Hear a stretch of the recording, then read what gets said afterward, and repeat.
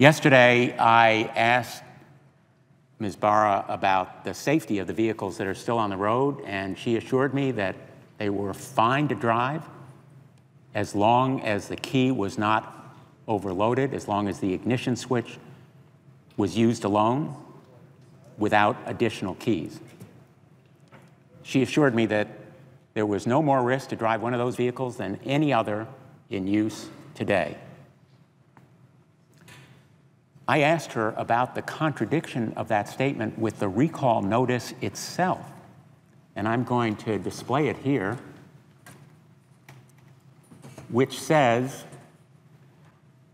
that these vehicles are risky to drive, in effect, if your key ring is carrying added weight, or, and I emphasize that it is an or, there are rough road conditions, or jarring or impact-related events, jarring or impact-related events, or rough road conditions. Unfortunately, too many of our highways and our byways have rough road conditions or provide the opportunity for jarring events. Ms. Barra may believe that the tests and analysis done by our company, she referred to them yesterday, assure her and GM that driving these defective vehicles is safe as long as they are done with only the ignition key, without the added weight of additional keys. But she must know, because she has children, as do I, and most members of this body, that they will drive with additional keys on that ignition switch. In fact, thousands, hundreds of thousands, millions of Americans have no idea that driving these vehicles with added keys provides that kind of potentially fatal risk. When these cars lose power, they lose steering. They lose their brakes. And they lose their airbags. Losing power, brakes, steering is terrifying.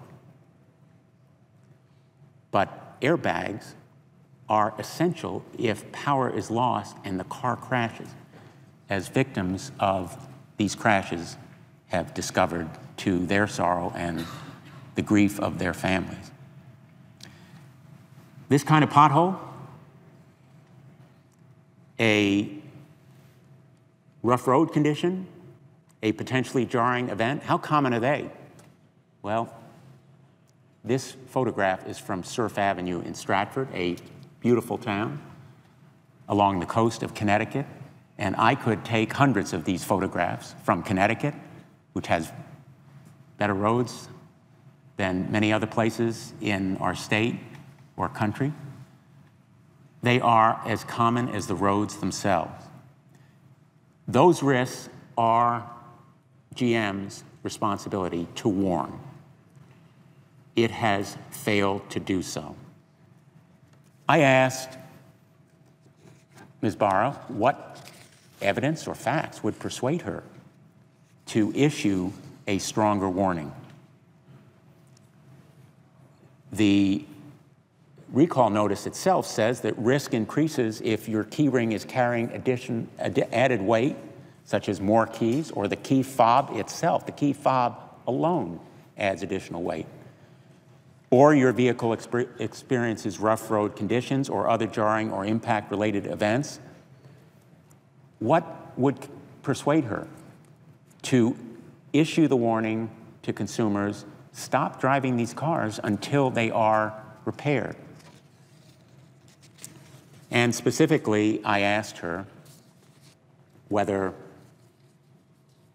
evidence about drivers who have in fact experienced a power loss without adding additional weight to their key ring, if they encountered these kinds of conditions and their cars shut down, would persuade her to change her view. And she answered to me, quote, Senator, if I had any data, any incidences where just the key or the key in the ring, there was any risk, I would ground these vehicles across the country.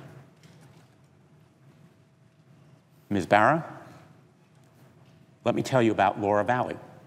In March of 2014, Ms. Valley, who owns a 2007 silver Chevrolet Cobalt, received GM's recall letter, instructing her to remove all items from her key ring, leaving only the vehicle key. As the recall notice instructed, she continued to drive her vehicle using only the vehicle key. And yet, while driving with a friend, she lost power. Fortunately, she was on the side of the road, on the right side of the road, and she was able to pull the vehicle to a stop. There will be other instances. I know that they will come forward to me and to my colleagues and to lawyers who may represent them. Today, I call on GM to issue that warning. There's more than ample evidence, or as Ms. Barra said, data, incidences, where the key or just the key in the ring led to the vehicle stopping, not because there was added weight, but because they encountered rough road conditions or jarring events, which could consist of simply leaning the wrong way, moving the driver's knee. These vehicles create risks that are unacceptable before they are repaired. And the advice GM should give to people is bring these cars to be repaired immediately, stop driving them. In the meantime, use the loaners that GM has offered. GM has the opportunity to avoid another business decision. It may be more costly to provide loaners, but in the long run, they will save lives and dollars.